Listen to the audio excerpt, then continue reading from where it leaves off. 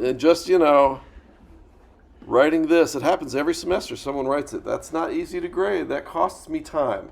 That costs me time. And it costs me time in a bad way because either I give you a 0 and you get pissy and then you have to contact me like, I got it right, Dr. Plank.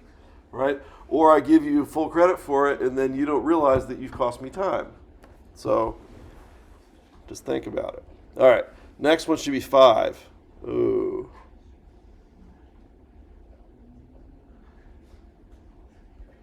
We have lots of conflict. If this were an English class, we'd discuss it. But I'm not going to. Okay. And just if it says, this is one of these things. There are times where I will give partial credit to any number, just any number, because at least you read the printf statement correctly. So if you're answering A, B, C, D, E on this, you're showing me that you don't know how printf works.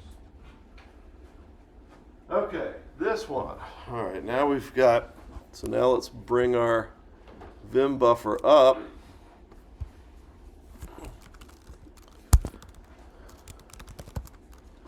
Okay, so we've got 8 bytes. All right, so let's order them. We'll go 3, 2, we'll order them in little endian. 1, 0, okay? And here's P plus 0 and here's P plus 4. Right? And we also have, this is here, x plus 0, and here's x plus 1. Okay? Never a bad idea. All right, so now what we're going to do is we'll just put the bytes in there, right? So this is going to be 7C.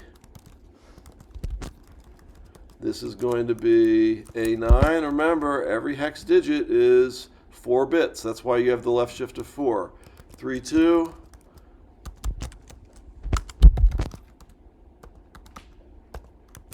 Okay, and then this one's going to be FE. All right, and then here we have x equals that. So now, again, this is going to be little endian. So that's going to be 0, 0, 0, 1, 5, 7, 6, 8. Okay. Once you got that table, you can answer all the questions. Right? So when we print out x0, what's it going to print out? It's going to print out 0xFE32A9 7C. Right? It's already in little endian, so that's what it's going to print out. And then when I print out the other ones, now it's good for here to use that as your guide. Right? So now this is going to print out 68-57-1-0. Okay, so those are your answers. And let's take a look at how we did. I'm just saying both of these would be fine exam questions. Those would definitely be good midterm exam questions. All right, how'd we do? There we go, 3 people. Yay! Yep, got it backwards. That happens. Anyone get the digits backwards too? Sometimes that happens. Okay. All right, and then the last one. Oh, it shouldn't be 0, 1. It should just be 0. I didn't put 0, 2x here. So this is actually not completely correct, is it?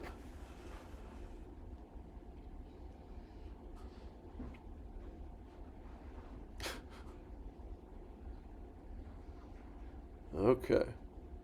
Charming. All right. There we have it. Done. Okay, now, in the remainder of lecture, we're going to write a program that, again, you're not going to learn anything new, but it's going to be helpful to you for this program. What I want to do is I want to do a recursive directory traversal.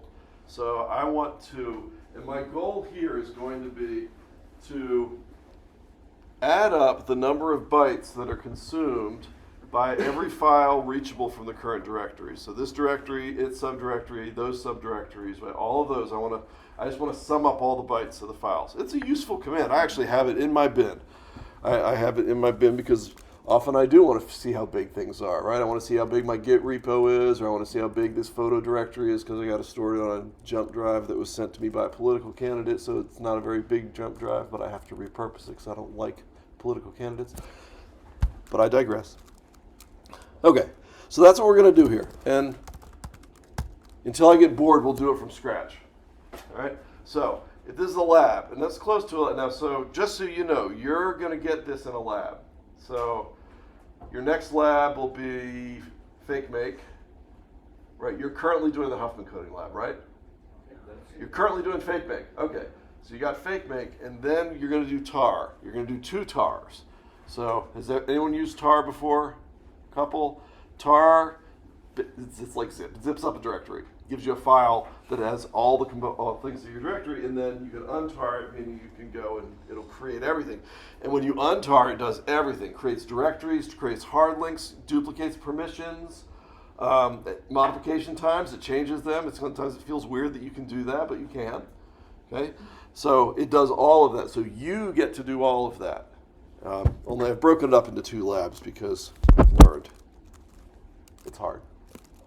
Okay, so what we'll do, so if we're given this task, what would I do as my first pass? On my first pass, I would do pretty much exactly what I did in that last program, is I would write a program that just goes to the current directory and sums up all the file sizes. In fact, I don't have to write that from scratch. I've got it, right?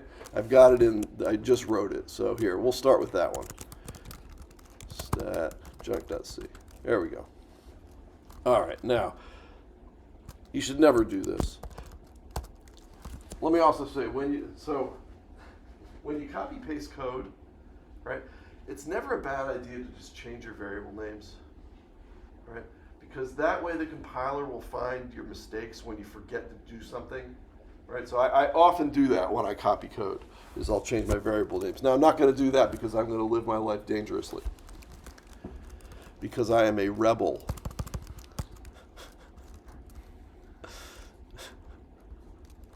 All right, what am I doing?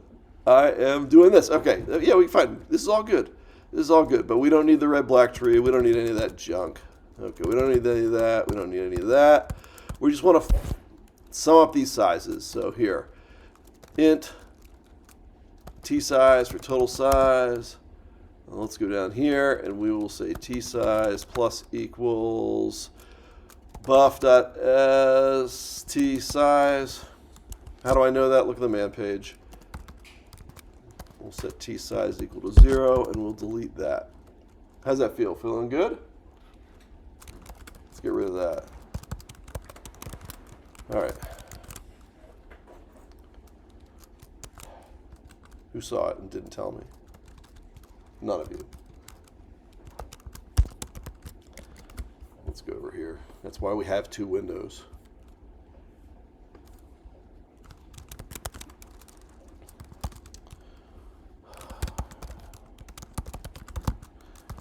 Okay, so GCC junk.c.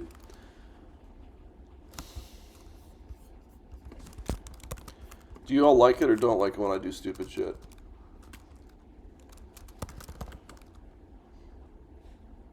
Okay, well I never printed out the size, did I? Let's print out the size. Printf d t size. Okay, I can get rid of that. All right.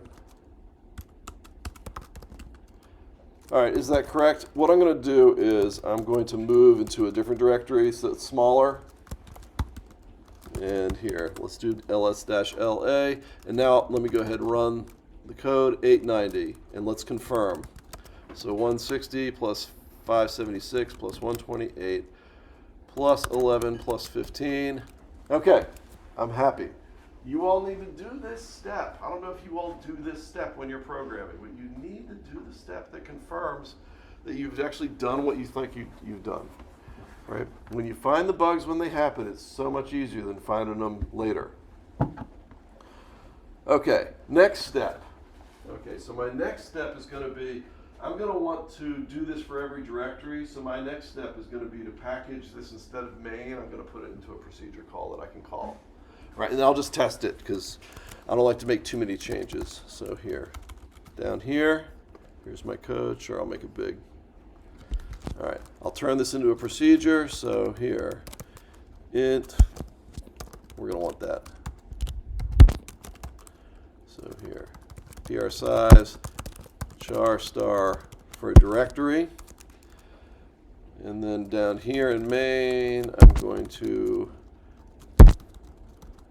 and here I'll return t size. Return t size. And then here, printf %d PR size dot. I've already got a mistake in here, don't I? What's my mistake? Right there.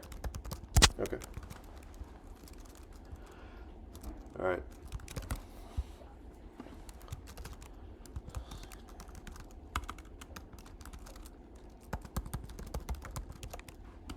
Okay. Never a bad thing to remember that you can do this in a subshell. That's what that does, is that executes that in a subshell. And then often when I'm doing this, I'll say something like this. I'll do like echo hi, that, because now I can do that. Whereas I couldn't do exclamation point left paren. That won't work. But I can do exclamation point E. That'll execute the last command that begin with an E. Just good things to know. What's a subshell? Okay, so we're running in the shell, okay, which does our commands, and then like a subshell would be if I said bash again. Now I'll call that a subshell. I'm just running a shell within the shell, and then I would exit. Doing this starts a new shell and then does these commands inside the new shell and then it exits. And that way it remembers the cd ... And when the shell goes away, it's no longer in that directory because I'm in the original shell. Right, so if I had done, I guess I could have done cd ... gcc junk.c and then cd test1, right? That would have worked too.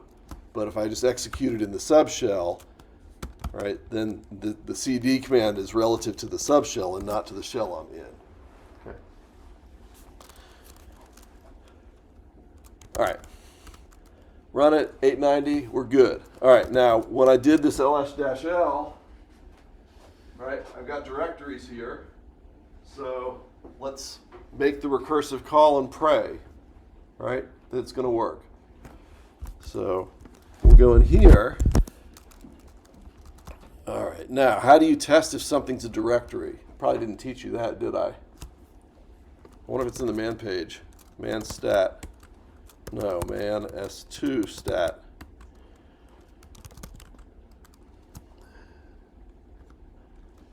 Okay, so this is the bit. This is the bit in the mode. So with stat you have mode, which has the protection modes in it. That's the bit that corresponds to a directory. So you can test to see if something's a directory by doing a and with that value. Now there's also,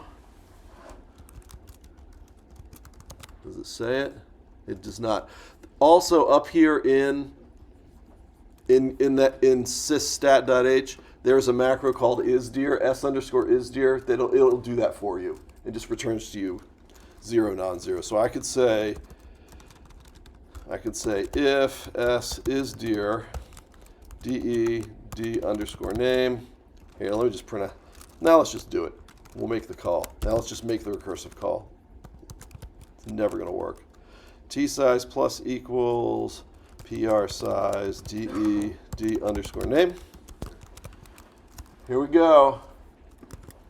Probability of this working, 0. Oh.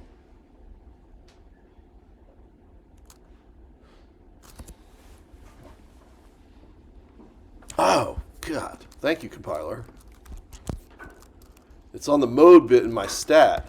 buff st mode. Okay. Thank you, compiler. There we go. Okay. I get too many open files. That wasn't the error you were expecting, was it? When I wrote this code the first time 25 years ago, 30 years ago, 29 years ago, something like that. I wasn't expecting it. Okay, so let's just print out what's going on. All right, clearly something weird's going on. So here, let's just print the name here, right?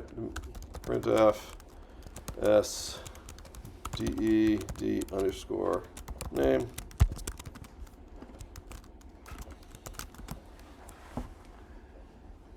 Okay, so what's happening? Well, it got dot. The first directory it got was dot, and so it's just in an infinite recursion loop, calling open dir on dot, and then it gets dot, and open dir on dot, and getting dot. Seems, and then it's bailing because I finally ran out of file descriptors in my open call. So, how to fix? It's really inelegant. It's test for dot and test for dot dot. They're special, so you just got to test for them. Okay, so let's only do this. So here, if strcomp ded underscore name dot does not equal 0 and dot dot does not equal 0, then we'll go ahead and make the recursive call. So we're going to include them in our calculation, but we're not going to do the recursive call on them. Okay. Thank you. Oof. Team Plank. I suspect it's still not going to compile, though, because of that. Am I missing a paren? Oh, because it should be here. There we go. All right, you happy? Thank you all. Team Plank. Dang it. No.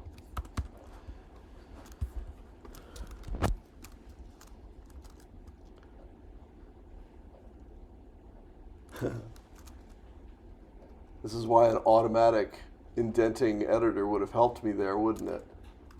But those are for children.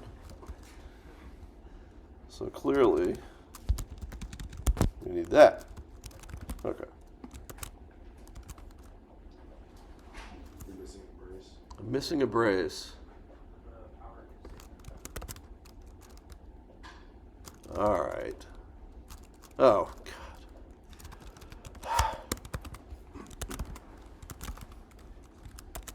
There it is. Okay. Also, perhaps not what we were expecting. All right, so what happened? It hit dot, dot, and then it hit the directory dir1, D1, which then it got dot, and then it got dot, dot, and then it got file with a longer file name, and it said it doesn't exist. So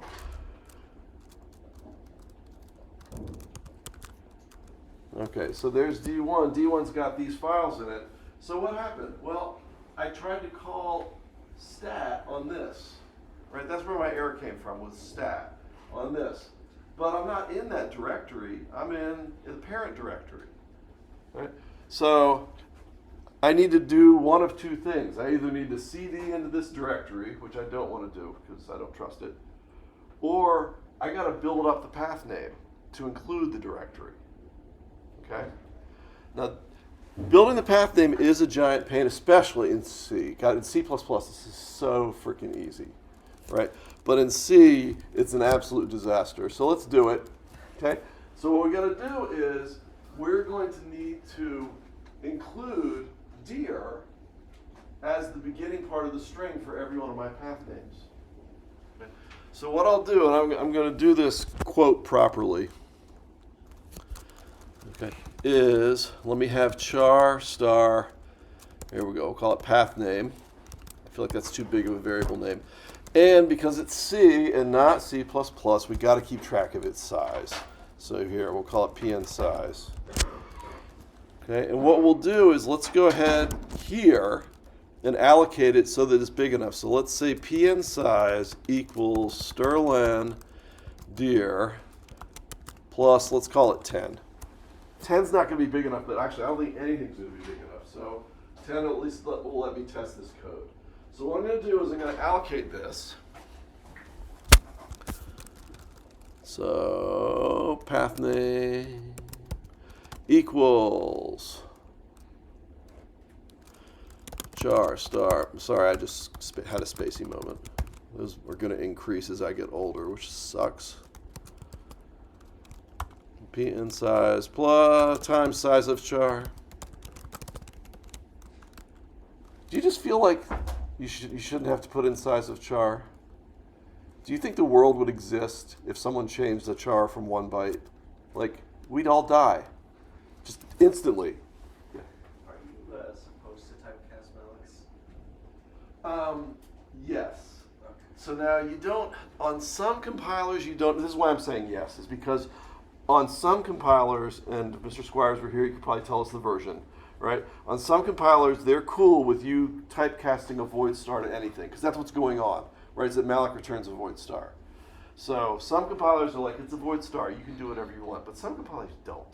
And to me, I always like to program to the least common denominator. Least, most, I don't know, whatever it is. Whatever doesn't give me a warning when I'm on my Raspberry Pi, right? Or if I'm at Oak Ridge, or I'm on my Arduino. Can you Malik on an Arduino?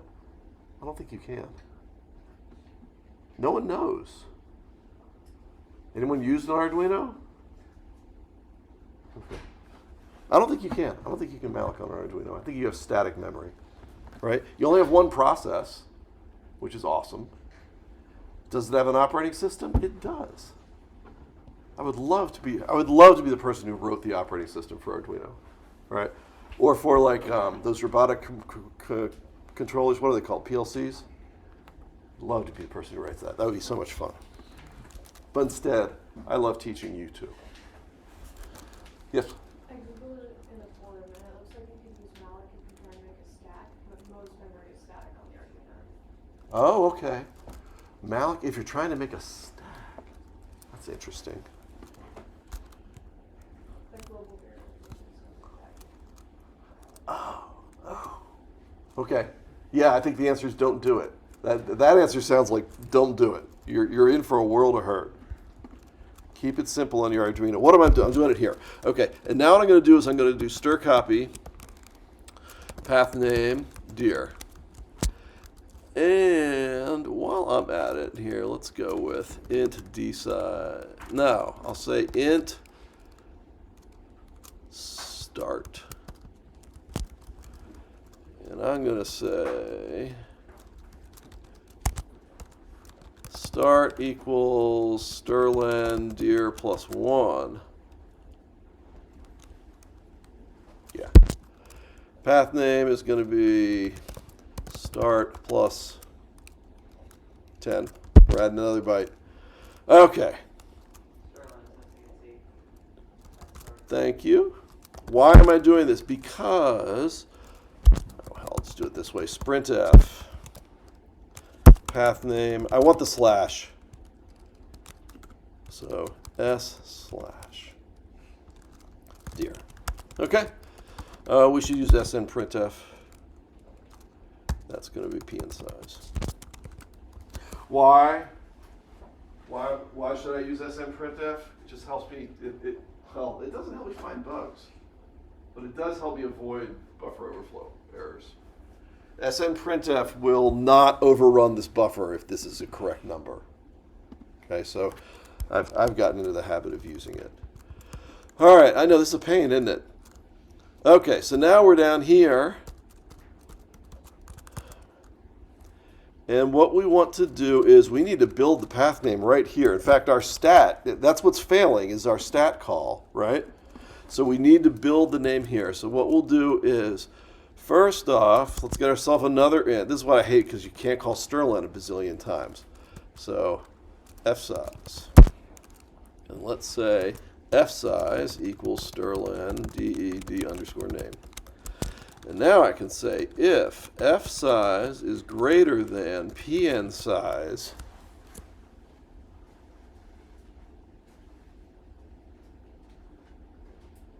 have I taken into account the null character? No. We don't care. We do care. If you all are looking at me like, I don't care, Dr. Plank. Well, you should, because you're writing code in C and you're going to have to do this shit. Okay? So, what do I want to know if my path name length is big enough. So, what is that? So, if f size plus start plus 1 is greater than pn size. Okay? So what am I testing? I'm testing the size of the name, the size of the directory, plus the slash character, plus the null character. Okay? Then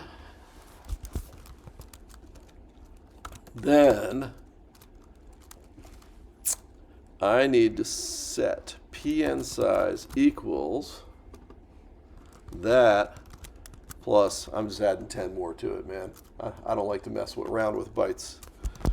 So we'll do that, and then we'll call realloc. Man, realloc. I said I wasn't teaching you anything new, did I? And now I'll say path name equals realloc path name pn size. Okay, so realloc is nice because what realloc does is it allows it, if you give it a bigger size and the operating system actually didn't allocate enough size to you, it will call malloc and memcopy and free. Okay, so that it actually gives you a new piece of memory.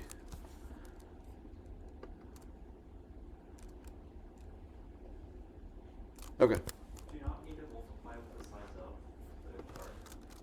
Oh, You just cast the output to. I did it before. I should do it now, shouldn't I? Yes. Now, again, right, the world ends if that isn't 1, but it's still good to do it. Yeah. That's what I was going to ask. Yeah. This is just a way of saying I know what I'm doing, right? When you write the code, if someone doesn't do that, you're like, ooh, I'm not trusting the rest of their code, right? So, all right. So much work, right? C++ is so much easier. And like, what's the probability of this working? I mean, I know it's me, but I'm giving it 50%. Right? I'm probably going to have a bug. All right, so now I got to create the path name. So now I'll say strcpy path name plus start DED underscore name. Arrow there. Right, so that's going to put it after the slash. And now, printf, did this work? Path name. And now when I call stat, it should be on the path name. So CT, comma, says change to the comma, path name. Oh, that's dumb. There's no comma here. I thought I was going to save myself some time, but I didn't. Path name. Okay, and now here, that's right, that's right, that's right. This is going to be path name.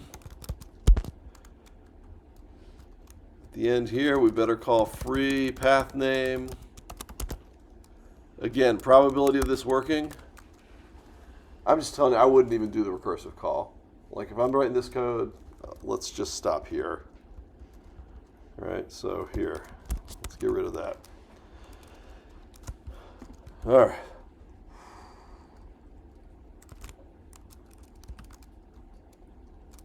It's not bad. Think it's going to work?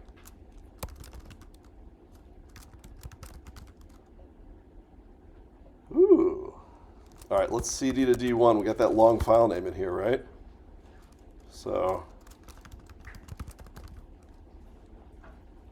all right. I don't feel too bad. I mean, I don't feel hugely exposed. All right, let's go ahead and do this. And let's get rid of that. All right. Shit.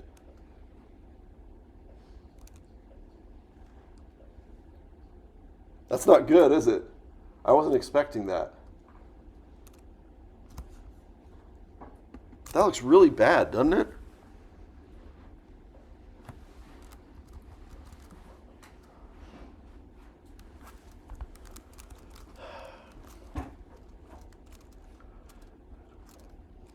All right. Well, let's figure out where it's coming from, right? I mean, it's got to be coming from the stat call, right? That's the only one I'm testing, unless it's a directory.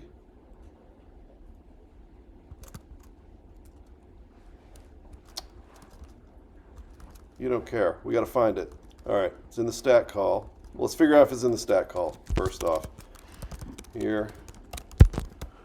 Oh. Oh, man. The error might be here.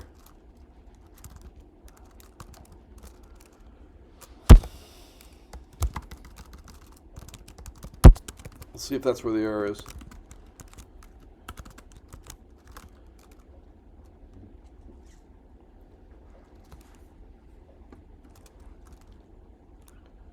But is that actually where the error? Oh, it is that where the error came from. D dot. I've done something wrong, haven't I?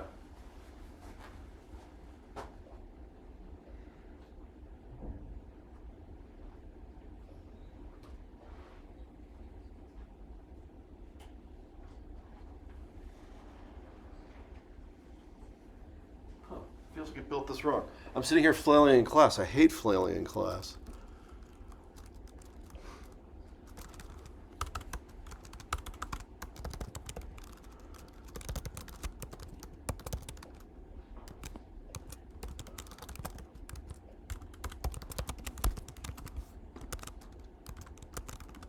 Do you need to concatenate the new app name?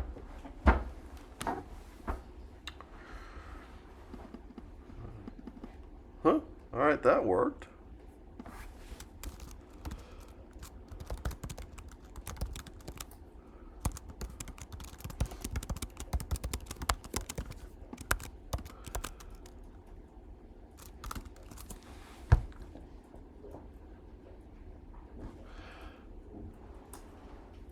Okay, so we're here and then we're here.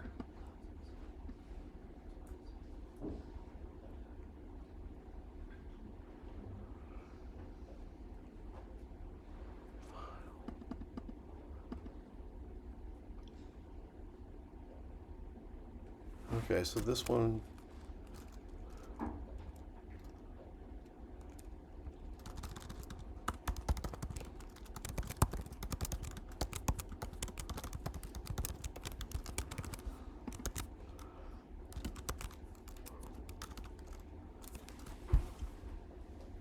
All right, so obviously our problem's right here, isn't it?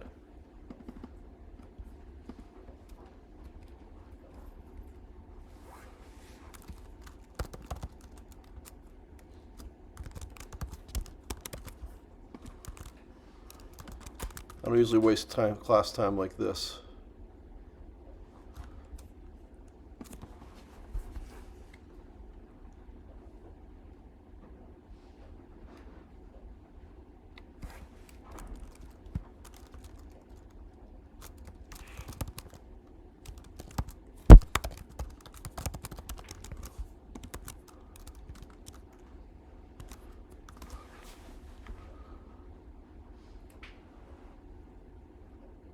Huh.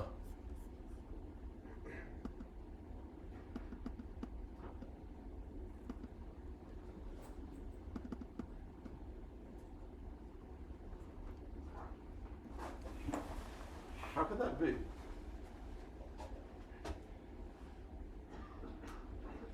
Yeah. Why are you doing deer plus one in Sterling instead of Sterling with deer plus one? Oh! I had candy for you. You get the candy. You found the bug. Am I right? Yeah, 100% right. 100% right.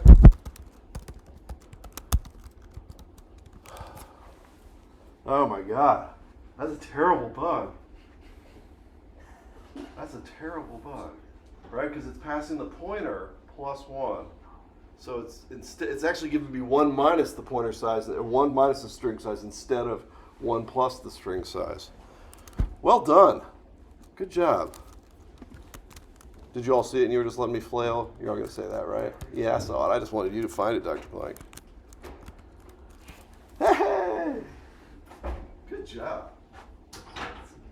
I mean, I was almost there. It's hard to debug in front of 50 people. would have gotten there. All right, good job. Good job. I don't know if it's useful to watch something like that happen just because I'm sure these bugs have happened to you and you're less experienced at finding them than I am. So it's probably not a bad thing for you to see. I would have gotten there with all the print statements. I don't think a debugger would have helped me. Yeah. If you would have done stir cat instead of stir copy, would it, like, I know that would take longer, but would that have, like, allowed, like, the bug but still work?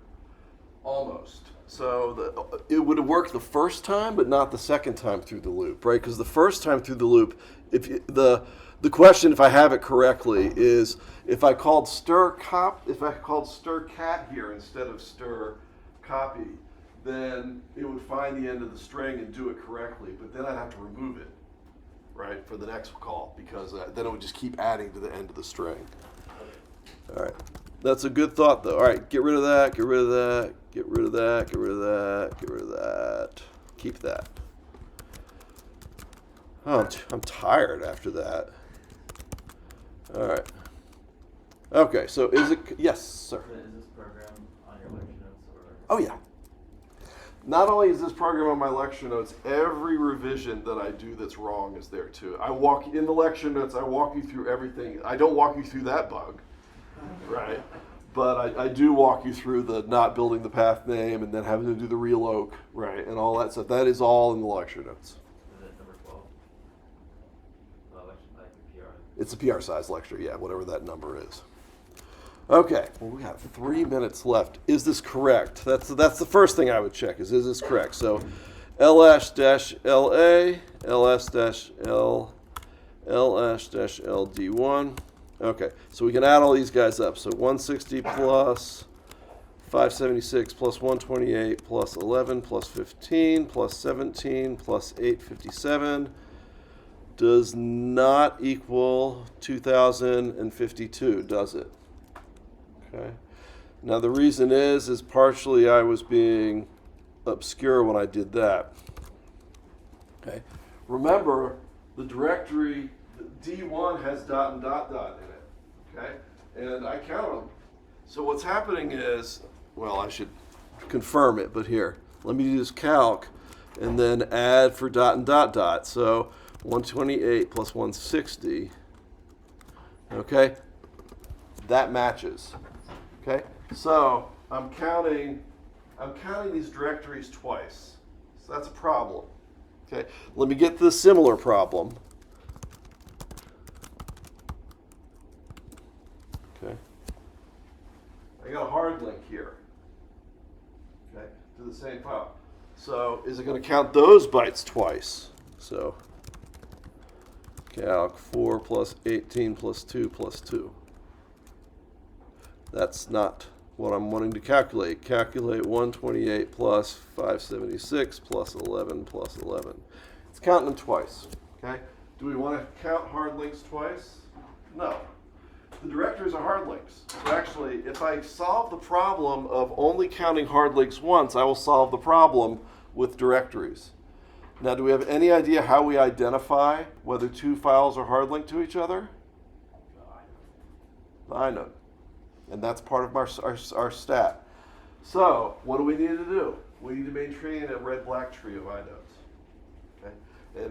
And if something's inode we've seen already, we just ignore it. Okay? Now, we don't have time to do that in 1 minute. And we also have another issue which we will anticipate in class on Thursday. So, see ya.